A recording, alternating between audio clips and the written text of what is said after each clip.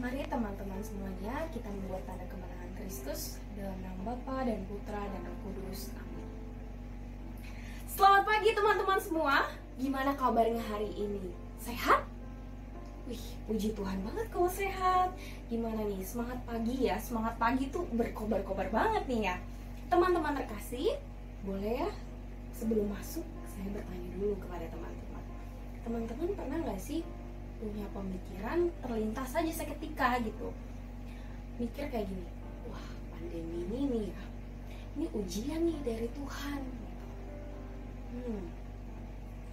Kalau dipikir-pikir kayak gitu sih sebenarnya ada hal positifnya, ada hal negatifnya ya.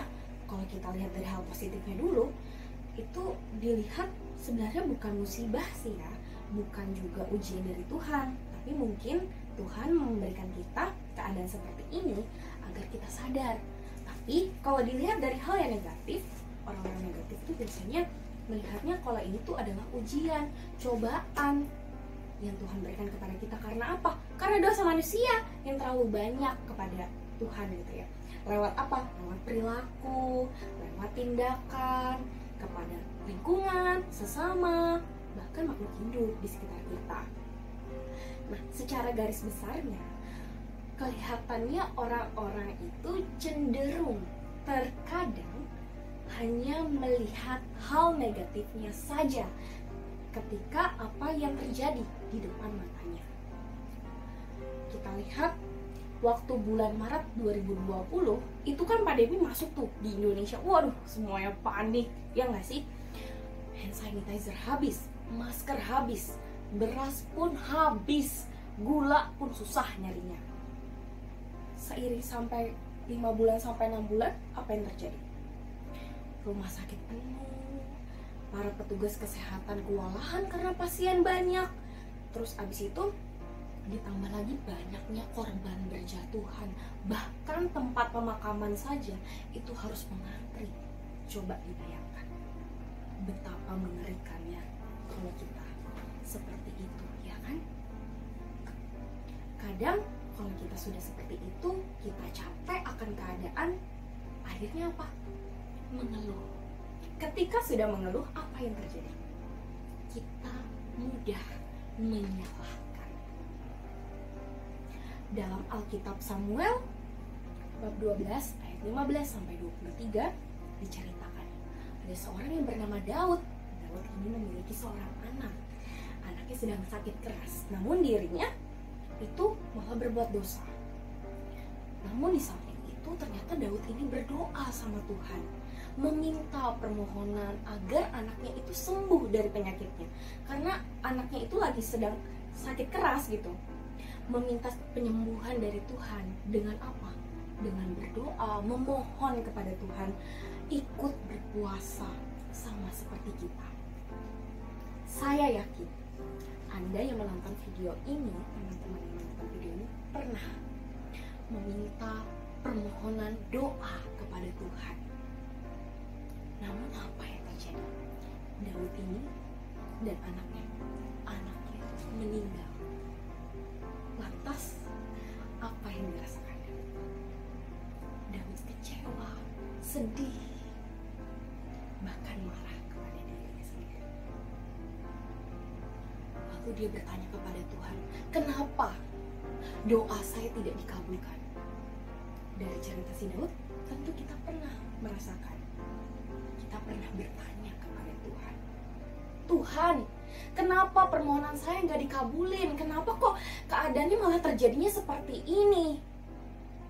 Tanpa kita sadar, kita sering mengatakan dan mudah mengucapkan hal seperti ini.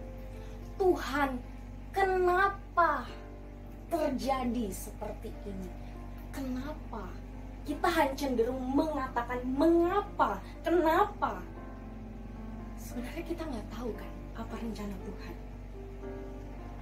Teman-teman, saya mengerti memang tidak mudah menerima keputusan dari Tuhan yang kita lihat dari keadaan sekarang gitu ya.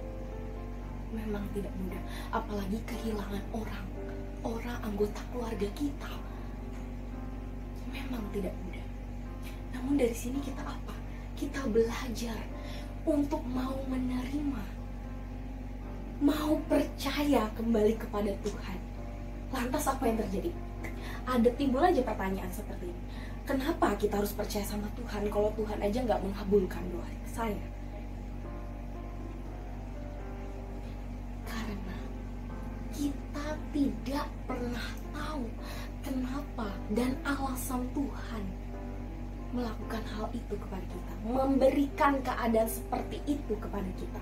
Kita nggak pernah tahu. Yang kita lakuin adalah kita jangan panik. Kita nggak perlu khawatir apa yang terjadi hari esok, karena Tuhan sudah merencanakan. Kita hanya mengikuti. Jangan menyalahkan Tuhan.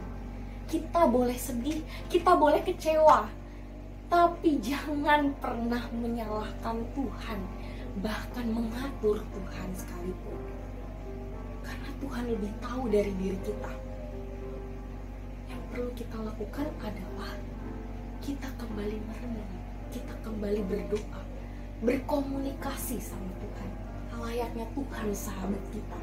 Seperti tema BKSN, Yesus sahabat seperjalanan kita. Tuhan itu sahabat kita. Kalau kita menganggap Tuhan sahabat kita, Tuhan pun juga akan menganggap kita sahabatnya. Kita percaya setia kepadanya, Dia pun juga akan setia kepada kita. Dia akan membantu kita. Bahkan keterpurukan kita pun, kejatuhan kita, kekecewaan kita, bahkan kekecewaan itu akan rasa kehilangan orang terdekat kita. Tuhan yang akan mengangkat kita. Jadi kita nggak perlu khawatir apa yang akan terjadi saat ini. Ingat pesan Tuhan dalam Injil. Hidup itu untuk Tuhan dan mati adalah keuntungan. Kita hanya memperbolehkan Dia mengikuti jalan kita dan izinkan Dia untuk hidup dalam diri kita.